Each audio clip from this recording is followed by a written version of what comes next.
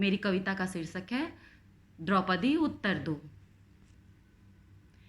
सुनो द्रौपदी उत्तर दो अब, क्यों उस सभा में गिड़गिड़ाई थी सतीत्व की शक्ति तुम में, फिर क्यों गोविंद को बुलाई थी। सुनो द्रौपदी उत्तर दो अब, क्यों उस सभा में गिड़गिड़ाई थी।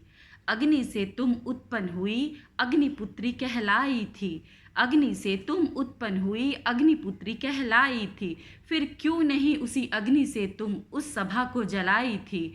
सुनो द्रौपदी उत्तर दो अब, क्यों गोविंद को बुलाई थी। 5 पति थे भरी सभा में, सब तुम्हारे अपने ही थे। 5 पति थे भरी सभा में, सब तुम्हारे अपने ही थे।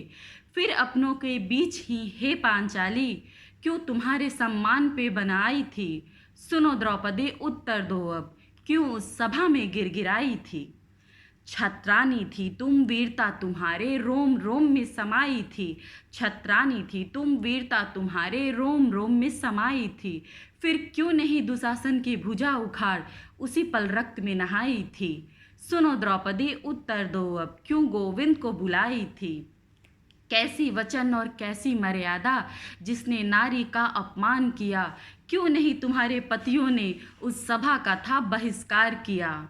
बेशर्मों की सभा में है नारी, तुम क्यों नीर बहाई थी। अंधे बहरे थे तुम जानती थी, अंधे बहरे थे तुम जानती थी। फिर क्यों उन्हें अहंकारी भी बनाई थी। सुनो द्रौपदी उत्तर दो अब, क्यों उस सभा में गिड़गिड़ाई थी।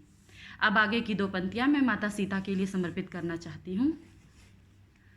यही गलती सीता माता ने त्रेता में भी दिखाई थी। आंखों से तिनके को जलाया, क्यों लंक जला न पाई थी।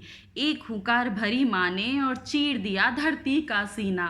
फिर स्वामी आएंगे और ले जाएंगे, ऐसा कह के रावण को क्यों छोड़ दिया। फिर स्वामी आएंगे और ले जाएंगे, ऐसा कह के रावण को क्यों छोड़ दिया। जवाब दो हे वीरांगनाओं, क्यों झूठी बेबसी दिखाई थी। तुम्हारे उस बलिदान को तुम्हारी पीढ़ी कभी समझ न पाई थी। युद्ध का कारण आज तक बस तुम्हें ही वो ठहराई थी। सुनो वीरांगनाओं उत्तर दो अब, क्यों रोई गिड़गिड़ाई थी। सुनो वीरांगनाओं उत्तर दो, क्यों गोविंद को बुलाई थी।